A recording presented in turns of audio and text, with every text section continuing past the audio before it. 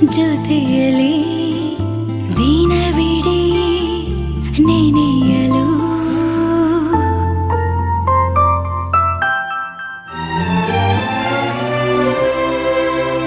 ಮಳೆಯಲಿ ಜೊತೆಯಲಿ ದಿನವಿಡೀ ನೆನೆಯಲು ನನಗೆ ಕುತೂಹಲ,